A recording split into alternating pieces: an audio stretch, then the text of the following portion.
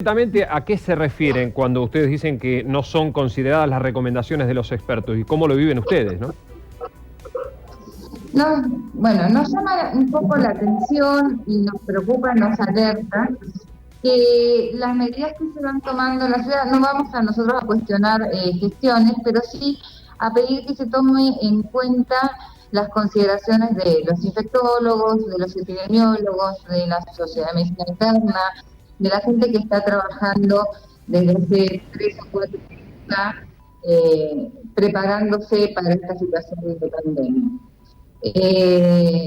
Principalmente a las recomendaciones o a la solicitud de aumento de la cantidad de hisopados, al aumento de la disponibilidad de espacios para aislamiento, en caso de que la persona no pueda hacer un aislamiento domiciliario, porque esperar a que se sature el sistema de salud puede llegar a ser el aumento de riesgo, tanto para los pacientes nuestros, a quienes nos debemos, y para los equipos de salud que están al servicio de esta atención, ¿no?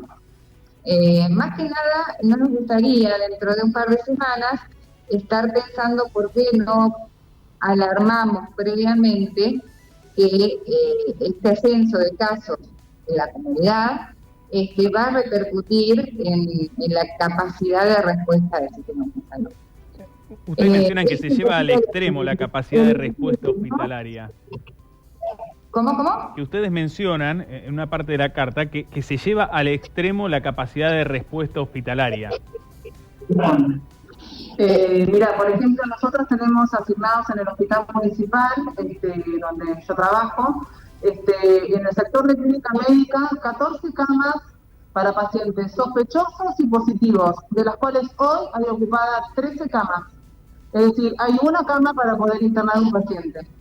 Si estos pacientes logramos, los sospechosos o los pacientes con síntomas leves, poder enviarlo de alguna manera a una unidad de cuidado mínimo, donde el paciente también sea cuidado, sea atendido por un médico y liberar ese espacio, tenemos mayor capacidad hospitalaria. La verdad es que el sistema de salud se está colapsando. Hoy, ni hablar entonces en 15 días, si la población entera no comienza a tomar medidas de cuidarse, que es lo que estamos pidiendo básicamente. Y con respecto a los contagiados que tenemos nuestros asociados, lo que nosotros vemos es que sí nos estamos contagiando, hay muchos profesionales de la salud contagiados, pero no son más de lo que está escrito. Es decir, nosotros sabemos cuidarnos y estamos en la primera línea, y por eso queremos cuidar a nuestros profesionales. Está bien, pero ¿qué hay que hacer entonces? Porque la provincia decidió el pasaje de la fase 4 a la fase 3 y uno tiene la sensación que con eso no alcanza. Eso tiene que estar dentro de varias medidas más. Las fases de distanciamiento o aislamiento, como le quieren decir, tienen muchas variables en las cuales se fundamentan. Dentro de esas variables tenés información, por ejemplo, está el número de camas, el número de infectados, la duplicación de días. El punto es que no sabemos exactamente dónde estamos parados con respecto al número de casos, porque los hisopados son pocos. No estamos tampoco, podemos proyectarnos de acá a 14 días cuántos números de infectados vamos a tener por día, y por eso más que nada el tema de que no puede ser una medida solamente administrativa, sino una medida de cambio de fase, ya sea la fase que se les ocurra o que por ahí cierre con los números que tenemos, tiene que estar acompañada de algunas conductas de cuidado de la población, que entiendo que cada uno tiene la responsabilidad de cuidarse a sí mismo y al compañero y al prójimo, pero hay ciertas cuestiones, control de los ingresos, disponibilidad de capacidad de diagnóstico, eso tiene que acompañar el cambio de fase. Pero cuando... sí. Lo que nosotros estamos pidiendo es más estudios, más hisopos, saber cuánta cantidad de población está contagiada y que de alguna manera disminuya la circulación en la ciudad. Si no, vamos a saturar el sistema en este momento que está prácticamente saturado, y de acá en adelante, porque lo que pasa hoy lo vamos a ver reflejado en 15 días. Entonces, nuestro pedido fundamental es que aumente el número de hisopados, la habilitación de unidades de cuidados mínimos para poder aislar pacientes con síntomas leves. Vos imaginate que si vos sos sospechoso, sos positivo y tenés que volver a tu casa y no te podés aislar en una habitación, seguramente todos tus contactos estrechos van a enfermarse. Entonces, para evitar eso necesitamos mandar pacientes a unidades de cuidados mínimos.